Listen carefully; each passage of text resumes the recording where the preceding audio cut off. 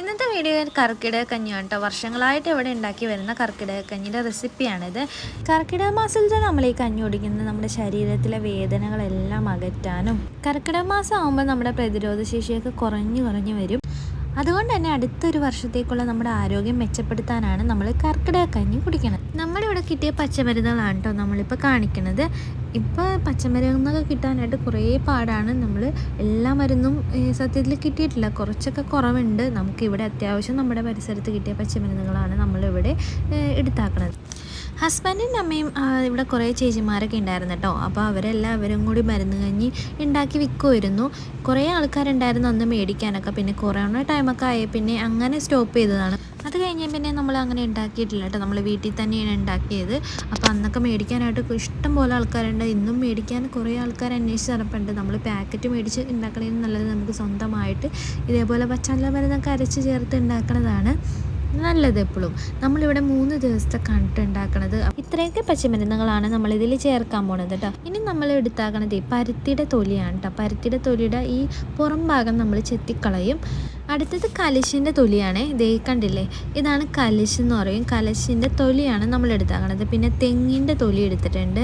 തെങ്ങിൻ്റെ തൊലി എടുത്ത് കഴിയുമ്പോൾ ഇതേപോലെ കഷ്ണങ്ങൾ ഇട്ടില്ലേ, ഇതാണ് നമുക്ക് വേണ്ടത്. അങ്ങനെ ഇതെല്ലാം നമ്മൾ ഒരു 3-4 പ്രാവശ്യം കഴുകി വെള്ളത്തിലിട്ട് വെച്ചിട്ട് ഇതേപോലെ ചതച്ചെടുക്കണം. അതുകൂടാതെ നമ്മൾ കാണിച്ച പച്ചമരുന്നില്ലേ, അതിൻ്റെയൊക്കെ വേര് നമ്മൾ കഴുകി ക്ലീൻ ചെയ്തെടുത്തിട്ടുണ്ട് കേട്ടോ.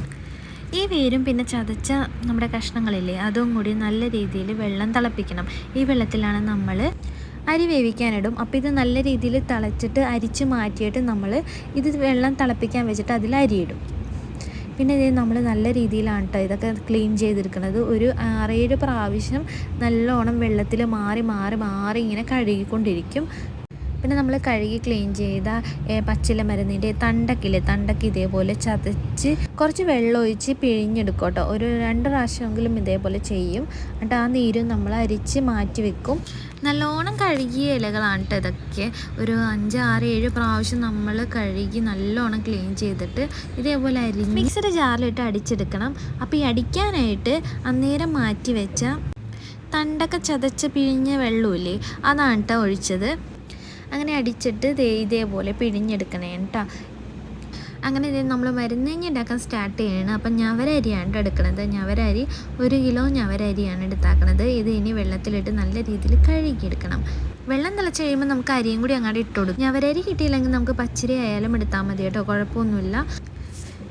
അരി ഇട്ടതിന് ശേഷം അത് തിളച്ച് കഴിയുമ്പോൾ നമുക്ക് നേരത്തെ മാറ്റി വെച്ചില്ലേ, നമ്മൾ തിളപ്പിച്ച് മാറ്റി വെച്ചിട്ടുണ്ടായിരുന്നേ, കുറച്ച് നേരം ഇതൊന്ന് തിളക്കണം. നമ്മുടെ മരത്തിൻ്റെ കഷ്ണങ്ങളും വേരും കൂടിയിട്ട് തിളപ്പിച്ച വെള്ളം അതൊന്ന് അരിച്ചെടുക്കണം. എന്നിട്ട് അതും കൂടി ഇതിലോട്ട് ഒഴിച്ചെടുക്കണം. തലേ ദിവസം വെള്ളത്തിലിട്ട് ഉലുവേണ്ടത് 125 ഗ്രാം ഉലുവേണത്. അപ്പോൾ 1 കിലോ നവരരിയും 125 ഗ്രാം ഉലുവയും നമ്മൾ എടുത്തിട്ടുണ്ട്.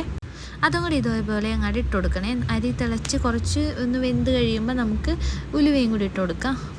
അപ്പോൾ ഉലുവിട്ടെന്ന് വിചാരിച്ച് നിങ്ങൾക്ക് ഭയങ്കര കയ്പൊന്നും ഉണ്ടാവില്ല കേട്ടോ. നമുക്ക് നോർമലായിട്ടുള്ള ടേസ്റ്റ് തന്നെയായിരിക്കും. പിന്നെ 125 ഗ്രാം ആശാളയും കൂടി ഇട്ട് കൊടുക്കണുണ്ട്. അരി ഒന്ന് വെന്ത് വരുമ്പോഴേക്കും നമുക്ക് കുറച്ച് വെന്ത് കഴിയുമ്പോൾ തന്നെ ആശാള ഇട്ട് കൊടുക്കാം. ആശാള നമുക്ക് കുറച്ച് നേരം ഒന്ന് വെള്ളത്തിലിട്ട് വെക്കാം കേട്ടോ. അത് കഴിഞ്ഞിട്ട് നമുക്ക് ഇട്ട് കൊടുത്താൽ മതി. അപ്പോൾ ഇത് ഉണ്ടാക്കണതിന് മുമ്പ് തന്നെ ആശാളി കുറച്ച് നേരം ഒന്ന് വെള്ളത്തിലൊക്കെ ഇട്ട് വെക്കണം. അങ്ങനെ ഇത് ആശാളയും കൂടി ഇട്ട് കഴിഞ്ഞിട്ട് നമുക്ക് കുറച്ച് നേരം ഒന്ന് ഇളക്കി കൊടുക്കണേ. അത് കഴിഞ്ഞ് നമുക്ക് വെള്ളം പോരാന്ന് തോന്നുന്നുണ്ടെങ്കിൽ കുറച്ചൊന്ന് വെള്ളം ഒഴിച്ച് കൊടുക്കാം. ആശാലയും കൂടി ഇട്ടിട്ട് കുറച്ച് നേരം നമ്മൾ നല്ലോണം ഇളക്കി കൊടുക്കണം കേട്ടോ. ഇളക്കി കഴിഞ്ഞ് അതും കൂടി ഒന്ന് വെന്തതിന് ശേഷം നമുക്ക് ബാക്കിയുള്ള കാര്യങ്ങളൊക്കെ ചേർത്ത് കൊടുക്കേണ്ടത്. അത് കഴിഞ്ഞ് പച്ചിലമരുന്ന് അരച്ചതിൻ്റെ നീര് ഇതേപോലെ ചേർത്ത് കൊടുക്കണേ. എന്നിട്ട് നല്ലോണം ഒന്ന് ഇളക്കി കൊടുക്കുക. ഇപ്പം തന്നെ ഇതിൻ്റെ കളർ ഏകദേശം മാറിയിട്ടുണ്ട്. ഇനി കുറച്ചും കൂടി ബാക്കിയുള്ളതുകൊണ്ട് ചേർക്കുമ്പോൾ നമുക്ക് കളർ വ്യത്യാസം മനസ്സിലാവും. അങ്ങനെ ഇത് നമ്മൾ നീരെല്ലാം ചേർത്ത് ഇനി നല്ലോണം ഒന്ന് ഇളക്കി കൊടുത്ത് ഇത് അവിടെ കിടന്ന് തിളക്കട്ടെ. 4 തേങ്ങയാണ് നമ്മളിവിടെ എടുത്താൽ. ആദ്യം 3-ാം പാൽ ഒഴിക്കുക. അതൊന്ന് തിളച്ച് കഴിഞ്ഞിട്ട് നമുക്ക് 2-ാം പാൽ ഒഴിച്ചെടുക്കണം. 3-ാം പാൽ ഒഴിച്ച് കുറച്ച് നേരം അത് അവിടെ കിടന്ന് തിളച്ചതിന് ശേഷം നമുക്ക് 2-ാം പാൽ ഒഴിച്ചാൽ മതി കേട്ടോ. ഇതൊക്കെ ഉണ്ടാക്കാനായിട്ട് നമുക്ക് ഏറ്റവും നല്ലത് അടുപ്പ് തന്നെയാണ് കേട്ടോ. അടുപ്പത്ത് ഉണ്ടാക്കണതിന് കൂടുതലും നമുക്ക് നല്ലത്. പിന്നെ കുറച്ച് കഷ്ടപ്പാടുണ്ട്, അത് എല്ലാത്തിലും കഷ്ടപ്പാടുണ്ടാവുമല്ലോ. പിന്നെ നമുക്കിത് പുറത്തോട്ടൊക്കെ കൊടുക്കണമെങ്കിൽ നമുക്ക് ഈ റെസിപ്പി തന്നെ വെച്ച് കൊടുക്കാം. പിന്നെ ഞങ്ങൾ പിള്ളേർക്ക് കൊടുക്കുന്നുണ്ട്. ഇവിടെ വട്ട് ചേർത്തിട്ടില്ല. വട്ടെന്ന് പറഞ്ഞൊരു സംഭവമുണ്ട്, അത് ചേർക്കും. അപ്പോൾ ഇത് ചേർത്തിട്ടില്ല. പിന്നെ കുറച്ച് ജീരകം നമുക്ക് പൊടിച്ചെടുക്കണം. ജീരകം പൊടിക്കാൻ ഇതേപോലെ ഒന്ന് ചെറുതായിട്ട് ചൂടാക്കുമ്പോൾ നല്ലോണം അരഞ്ഞിട്ടോ കേട്ടോ. എന്നിട്ട് കുറച്ച് തേങ്ങാപ്പാലിൽ ആ ജീരകം ഒന്ന് കലക്കി വെച്ചിട്ടുണ്ട്, അത് ഇതിലോട്ട് ഒഴിച്ചു കൊടുക്കണം. നേരത്തെ ഞാൻ വട്ട് ചേർക്കണ കാര്യം പറഞ്ഞില്ലേ, വട്ട് നമുക്ക് അങ്ങാടിക്കടകളിലൊക്കെ കിട്ടും, പിന്നെ ആയുർവേദ കടകളിൽ. അപ്പോൾ അത് അന്വേഷിച്ചാൽ മതി. പിന്നെ അതിൻ്റെ തലേദിവസം അത് വെള്ളത്തിലിട്ടിട്ട് അതിൻ്റെ കട്ട് കളയണം. അപ്പോൾ അതിനായിട്ട് ഇങ്ങനെ ഊറ്റി നമ്മൾ 2-3 പ്രാവശ്യം ഊറ്റി വെള്ളം കളഞ്ഞാൽ അതിൻ്റെ കട്ടൊക്കെ പോവുള്ളേ. അങ്ങനെ നമ്മൾ ലാസ്റ്റത്തെ പണിയാണ് നമ്മുടെ തലപ്പാൽ. ഫസ്റ്റത്തെ പാൽ ഒഴിച്ച് കഴിഞ്ഞിട്ടാണ്. ഈ ഫസ്റ്റത്തെ പാൽ ഒഴിച്ച് കഴിഞ്ഞ് ഒരു 2-3 തള വരുമ്പോൾ തന്നെ നമുക്കിനി ഓഫ് ചെയ്യാം. അങ്ങനെ നമ്മുടെ മരുന്ന് കഞ്ഞി ഇവിടെ റെഡി ആയിട്ടുണ്ട് കേട്ടോ. അപ്പം നമ്മൾ 3 ദിവസത്തേക്കാണ് ഈ മരുന്ന് കഞ്ഞി ഉണ്ടാക്കിയേക്കണത്. പിന്നെ നമ്മളിവിടെ സ്വന്തക്കാർക്ക് കുറച്ച് കൊടുക്കും കേട്ടോ. അപ്പോൾ അതിനും കൂടിയാണ് കുറച്ച് കൂടുതൽ ഉണ്ടാക്കി. കർക്കിടക മാസത്തിലൊക്കെ മരുന്ന് കഞ്ഞി ഉണ്ടാക്കി വിറ്റാൽ നല്ല വരുമാനം കിട്ടും കേട്ടോ.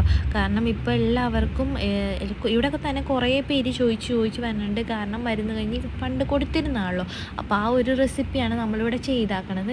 ഇതിൽ വട്ട് മാത്രം നമ്മൾ ചേർത്തിട്ടില്ല. പിന്നെ പച്ചില മരുന്നൊക്കെ നമ്മൾ കിട്ടാവുന്ന അത്രേ നമ്മളിതിൽ ചേർത്തിട്ടുണ്ട്.